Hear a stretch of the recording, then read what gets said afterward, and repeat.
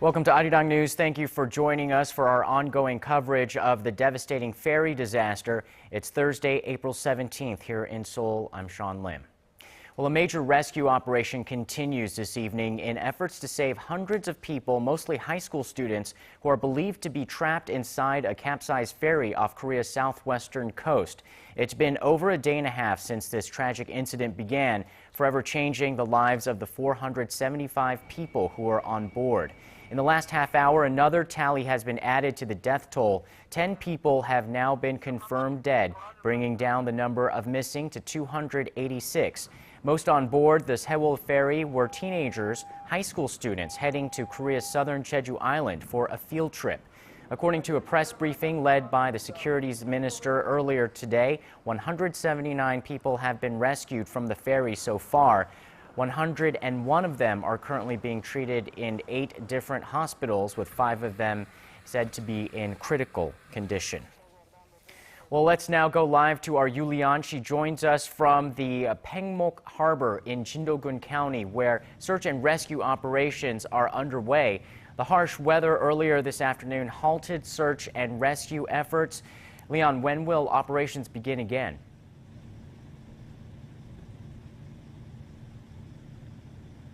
Hi, Sean. Operations have actually begun 2 hours ago around 7 p.m. Korea time. That was when the tides were supposed to be the calmest here at the Paengmok Harbor. No tides going in or going out. Unfortunately, we don't have any new updates on survivors yet. But the weather, like you said, was extremely bad, making rescue operations to become halted as of 2 p.m. this afternoon. There have been high tides, strong winds, and the waters have also been extremely murky, giving the divers only up to 10 centimeters of visibility in the waters. Now, the divers went into the waters a total of 12 times today, but not even once were they able to get into the vessel. They were trying to get into the vessel to inject oxygen for potential victims that are still alive down there. Sean? So what can we expect now in terms of further rescue efforts?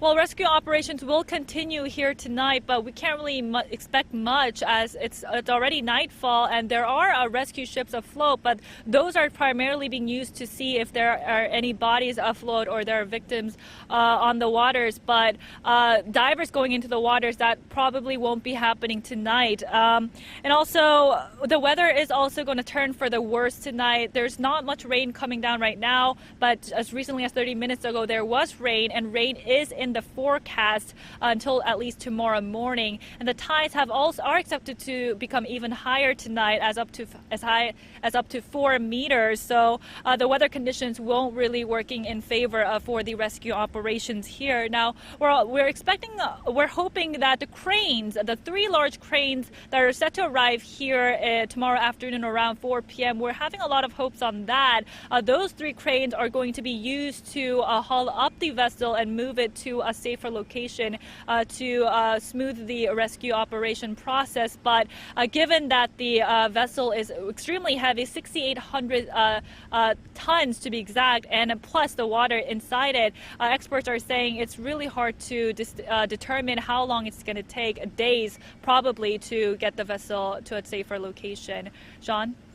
All right, Leon, thank you so much. That was our Yoo Li-an reporting live from Paengmok Harbor in Jindo-gun County off the coast where the Sewol ferry capsized. And now we're going to go over to our Kwon So-ah, who is standing by at the Jindo Indoor Auditorium down in the coastal city. So it's been over 36 hours since the vessel began to capsize, and there's a sense of every precious minute passing by without any results from the rescue mission. How are the families of those who are missing holding up? Sean, the hundreds of families that are gathered here at the Jindo Indoor Auditorium really don't have any other focus than waiting for any bits of new information. The atmosphere at this hour is relatively calm, but from time to time I hear parents crying out for their children and hoping for their loved ones to return safely to them. And earlier I saw a woman screaming out that she received a text message which may have come from her child, and some people even fainted. Around 500 volunteers, including nurses, are helping out, and companies and civic groups like the Red Cross and welfare foundations are supplying families with relief supplies, including food, water, raincoats, hot packs, and blankets. Sean? So President Park Geun-hye was on site to comfort the families and answer questions. Was she able to put more pressure on the search? Well, yes, at around 4:20 p.m., President Park arrived at the auditorium to talk with the families and console them. She vowed to help in any possible way and that she called for the utmost effort to the rescue crews. The families, however, had many questions and mixed emotions filled the gym. Some were skeptic about the rescuers, saying whenever they went to the site, they did not see the hundreds of divers that were supposed to be there to help.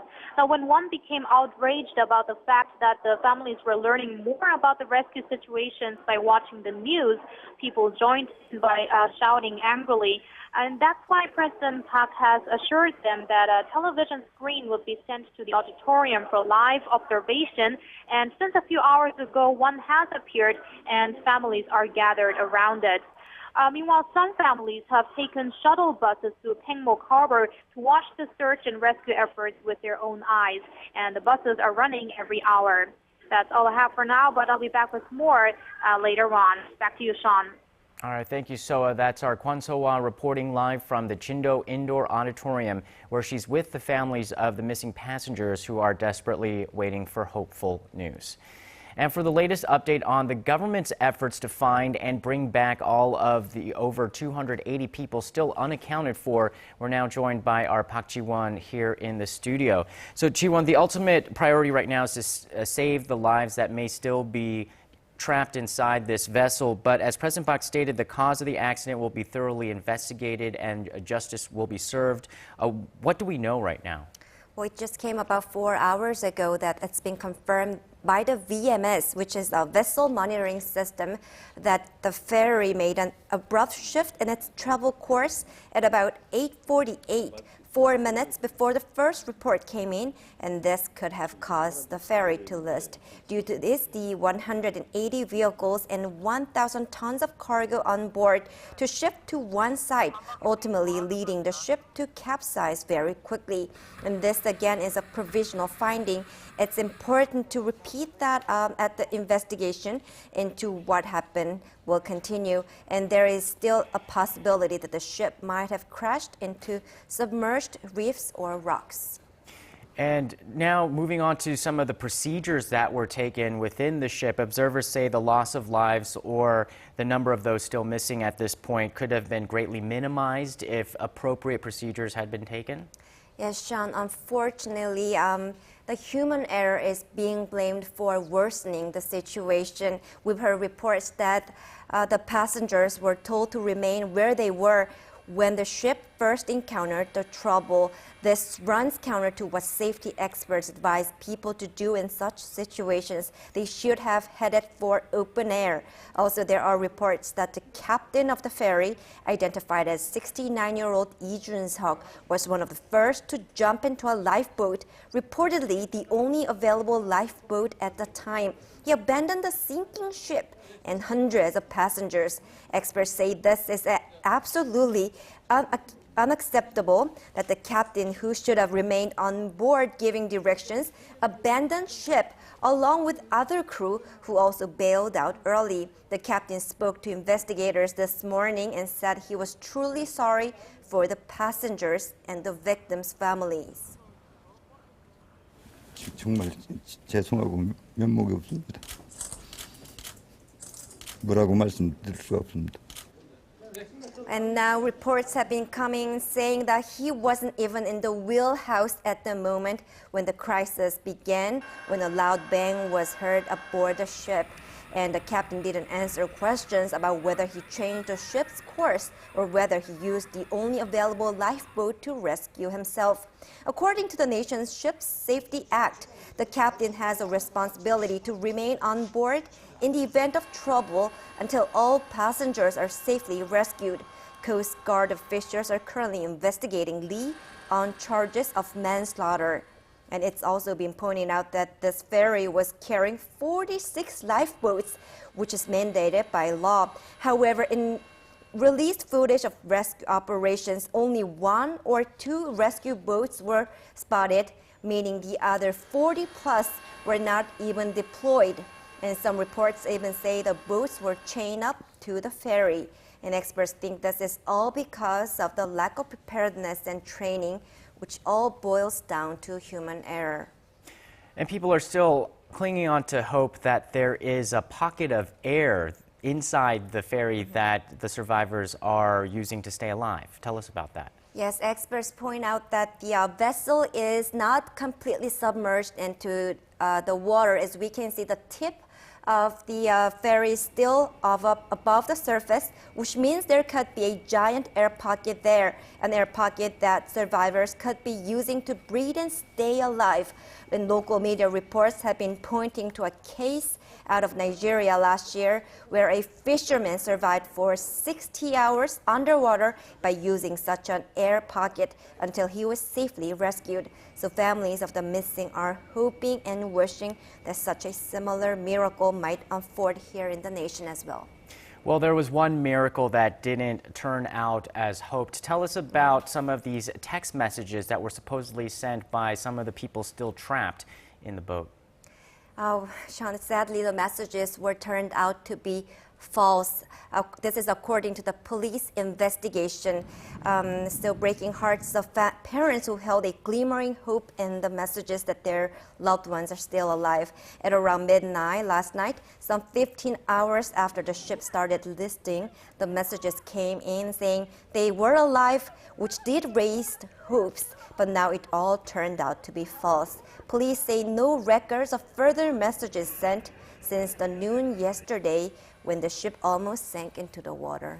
All right, Yoo-won, thank you so much for all of those updates. And as our Kwon So-hwa mentioned, amid the full-blown rescue efforts to desperately find any survivors from inside the sunken ferry, President Park Geun-hye paid a visit to the search site and the nearby gymnasium, where many families are still hoping and waiting on news of their loved ones. Our Paul Yi has more on the details of the president's journey.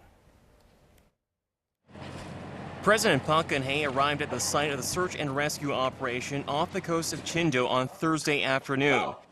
The visit comes a day after the Sewol ferry sank 20 kilometers off Pyeongpung Island. Upon her arrival at the nearby port, Korea's head of state inspected the area and was briefed on the ongoing rescue efforts carried out by the military and Coast Guard. She said she was very concerned that the rescue efforts were slow, even though so many personnel and equipment were being mobilized. Park told officials that every minute was critical and that the safety of the rescue workers was also a priority. Park later visited the indoor gymnasium where the families of those missing are gathered, taking questions and offering words of support. 가장 지금 힘들고 순간순간이 고통스럽고 애가 타고 미칠 것 같은 이분들한테 먼저 알려드려야 된다 이거죠. 모든 것을 자세하게 좀 알려드리시고 또 현장에서도 아주 모든 각오를 다 하고 그렇게 또 얘기를 했지만 또 원인 규명도 확실하게 할 거고 거기에 대해서 거기에 대해서 엄벌에 처할 겁니다 반드시. Many angry family members shouted and screamed as Park spoke, demanding answers and venting their frustration over the lack of progress to save their loved ones. Some even attempted to rush the front of the informal debriefing. Others expressed doubt that the government was doing its best to handle the situation and complained of the lack of updates. 이분들에게 신뢰를 받을 수 있도록 앞으로 좀 하여튼 마지막 한 분까지 구조될 수 있도록 최선을 다하겠습니다. Park also assured the families that they would be immediately informed about the next steps in the rescue operation, which includes inserting oxygen into the ship to give a lifeline to any survivors and the arrival of the industrial cranes that will pull up to the ship as early as tomorrow. Paul Yi, Arirang News. And speaking of those cranes, as search and rescue teams race against time to find more survivors, they'll be assisted on Friday by the arrival of 3 salvage cranes, which are on their way to the scene. However, as our Ji Myung-gil reports, it could take months for the ship to be lifted and transported. 3 floating cranes are on their way to the accident site to help lift the 6,800-ton Sewol ferry on its side. Salvage efforts will start Friday as soon as the 3,600-ton floating cranes arrive from shipyards in Chine and Koje, respectively, both located near Korea's southeastern port city of Busan.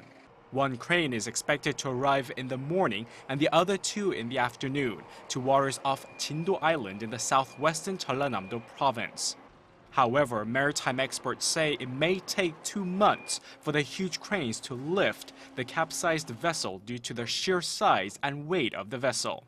There are other factors to take into account as well.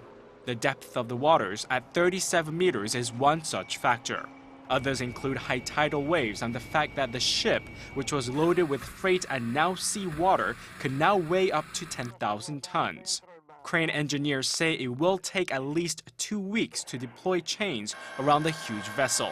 And once the vessel is lifted to the surface, water will be pumped out slowly, after which time the ferry will be moved to nearby land.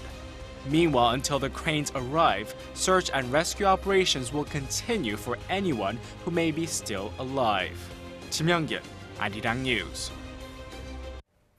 We now turn to details about the ill-fated ferry itself. For clues on the cause of the accident, the Sewol ferry is one of Korea's biggest passenger vessels. Some experts suggest the ferry's recent expansion may have weakened its dynamic stability and could be a factor in its capsizing.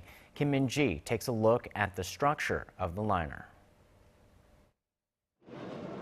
Built in Japan in 1994, the Sewol ferry is one of the biggest liners in Korea. Changhae Marine became the owner of the vessel in October 2012 and began operations in Korea in March last year. The vessel's normal travel route was from the western port city of Incheon to the resort island of Jeju, which takes about 13 hours. It is 146 meters long, 22 meters wide, and weighs over 6,800 tons. It has a capacity of 921 passengers, 180 vehicles, and 152 20-foot containers. Comprised of 5 floors, the engine room is located on the first floor, while the second floor is a cargo compartment. The remaining floors are the cabins, while the 5th floor is usually reserved for VIPs.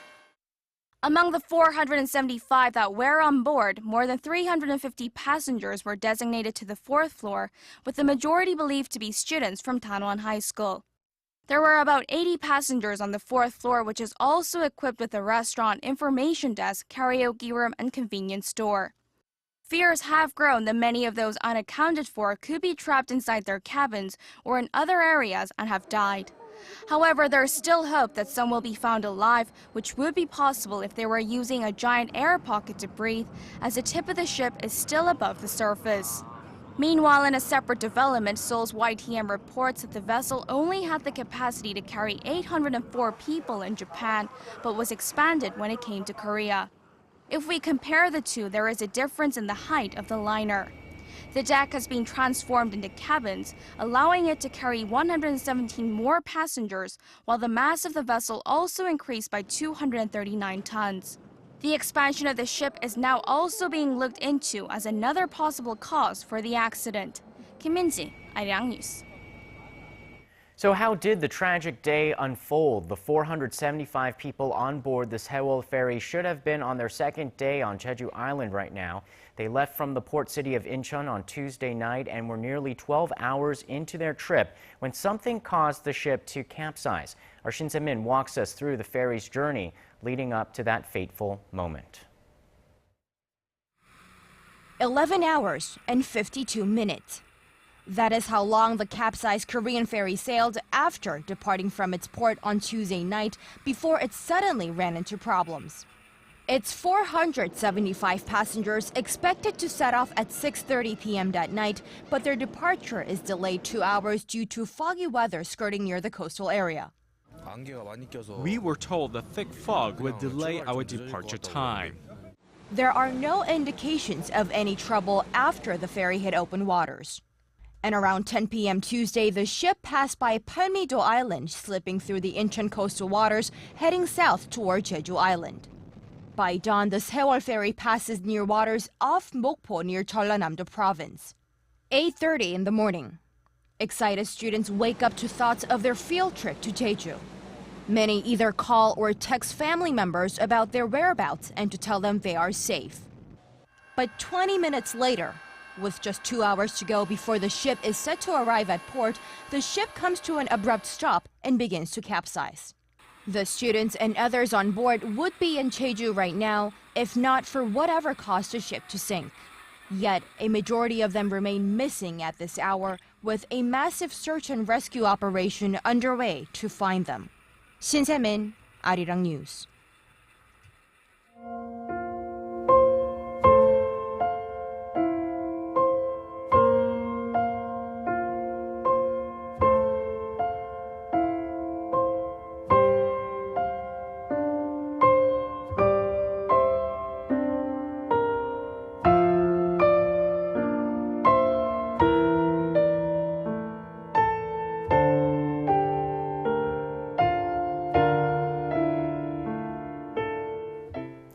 Heart-wrenching text messages sent by students stuck in the capsized ferry have been shared with the public. In one text, a student writes of despair in the face of certain doom, and in others, students exchange words of love as they fear time might be running out. Connie Lee has the details. At the time the ferry was sinking, students trapped inside the vessel sent text messages, and most of them revealed fears that they might not make it out alive. Students telling each other, "I love you," are seen throughout the exchange in one chat room. One student even writes, "I think we're going to die," showing feelings of hopelessness as the ship was tilting. In another chat room of students, one passenger writes, "If I ever hurt you, please forgive me," and then ends with, "I love you." It has yet to be confirmed whether the students who sent these messages have survived. Now an exchange between students and a teacher. The students ask if the teacher is okay and if he or she is wearing a life vest. The teacher responds with exclamation points, "Yes," and tries to reassure the students, telling them to stay where they were and to put on a life vest if they can. The conversation ends with words that possibly show a loss of hope among those on the ship. They all tell each other, "I love you," which may prove to be the last messages they'll ever send. A video taken by a cell phone also reveals students staying put inside the ferry when it started to capsize.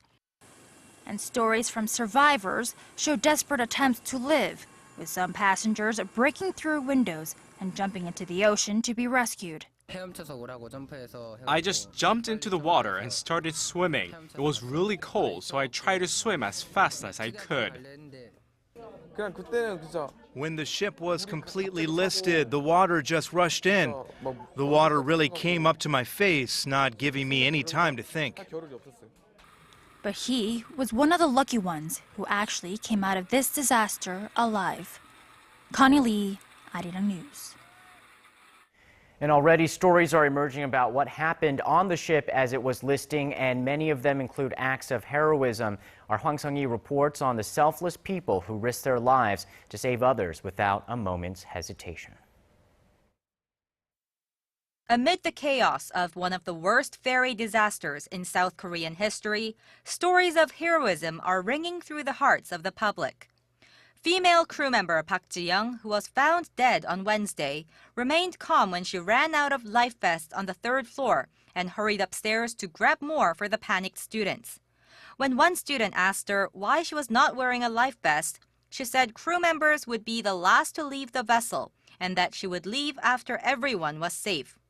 The 22-year-old, who tried to save lives even when the cold seawater came up to her chest, lived with her mother and a younger sister. High school student Jung Cha-eung did not give a second thought to taking off his life vest for a friend. He was killed after throwing himself off the ship to save another of his friends. Known as a friendly and caring person, Chung had always dreamed of majoring in physical education in college. 58-year-old Kim Hong-kyung saved 20 passengers by himself as the ferry was sinking. Kim reportedly tied a fire hose to curtains and pulled nearly 24 students from the 1st floor of the ship to the outside so that rescue helicopters could reach them. And another story of heroism is the rescue of a 6-year-old child. The young girl named Kwon Ji-yeon was rescued by 4 passengers, as you can see in this video in the final moments. During the disaster, she was apparently split up from her parents and brother, who are unfortunately still among the hundreds that remain missing. 황성희, 아리랑 뉴스.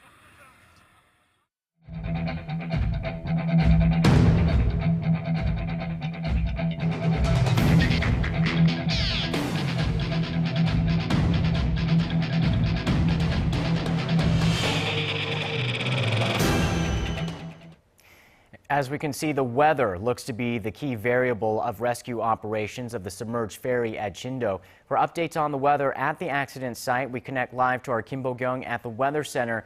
Bo-kyung, fill us in. Sean, the speed of tidal waves should slow down to less than 1.8 kilometers per hour by around 9:40 p.m. We all hope that the weather will clear up soon, but as for now, it's about 13.4 degrees on Jindo, but the temperatures of seas is at around 11.3 degrees. About 10 to 40 millimeters of precipitation will fall through later tonight, and showers are being accompanied by strong winds blowing at around 8 to 12 meters per second. The showers on Jindo should continue through tomorrow morning. Back to you, Sean. All right, thank you, Po-kyung. And that's all we have for you at this hour. Stay with us for the latest on the ongoing sunken ferry rescue operation on our next newscast in just about half an hour.